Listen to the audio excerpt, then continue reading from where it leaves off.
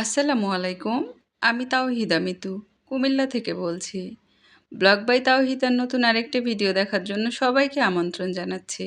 কাছে এবং দূরে, দেশ এবং দেশের বাইরে যে যেখান থেকে আমার ভিডিওটি দেখছেন, আশা করছি সকলে আল্লাহর রহমতে ভালো আছেন।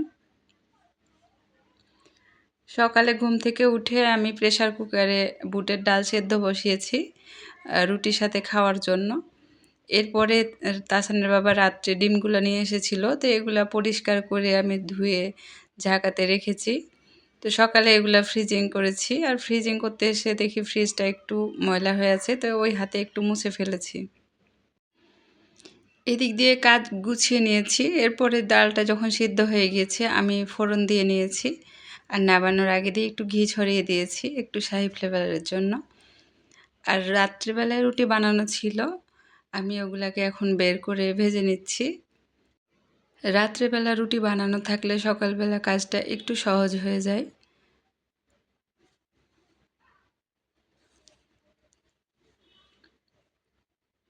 তো আমি এক এক করে সব রুটিগুলা ভেজে নিচ্ছিলাম, আর এদিকে ডালটা হচ্ছে যে আমি বাটিতে সার্ভ করে নিচ্ছি। রুটি ভাজা হলে ডিম পোচ করব, এরপরে সকালের নাস্তাটা আমরা সবাই মিলে সেরে ফেলব। নাস্তা খাওয়া শেষে আমি রুম গুছিয়ে ফেলেছি। এদিকে ভাবি এসেছিল, সে ঝাড়ু দিয়ে মুছে নিয়েছে, পুরা বাসা এখন পরিপাটি।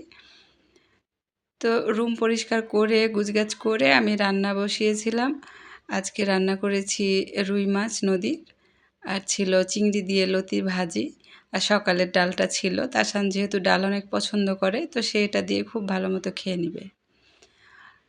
আর প্রচণ্ড গরম পড়েছে ২ দিন থেকে। তো তাসানের বাবা আসার পরে বলতেছে গরমে মনে হচ্ছে মাথাটা একটু ব্যথা করে। তো আমি চটজলদি একটু লেবুর জুস বানাই দিচ্ছিলাম,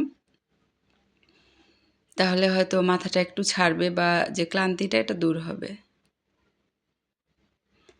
আর এদিকে আমি রান্না করে নিজেও অনেকটা গরমে অস্থির হয়ে গেছিলাম। তো ভাবলাম যে একসাথে বানিয়ে ফেলি, সবাই মিলে খেয়ে গোসল হাত করে দুপুরের খাওয়াটা সেরে ফেলবো।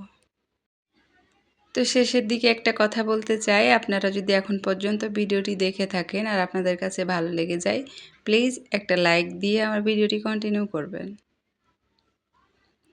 তো এটা বানানোর পরে যখন খাচ্ছিলাম খুবই আরাম লাগছিল, ঠান্ডা ঠান্ডা, আর এটা খেতেও খুবই ইয়াম্মি হয়েছিল।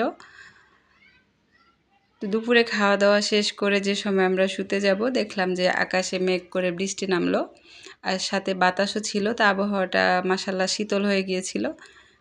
তো ভিডিওটি আজকে এ পর্যন্তই। সকলে ভালো থাকবেন, সুস্থ থাকবেন। আল্লাহ হাফেজ। আসসালামু আলাইকুম।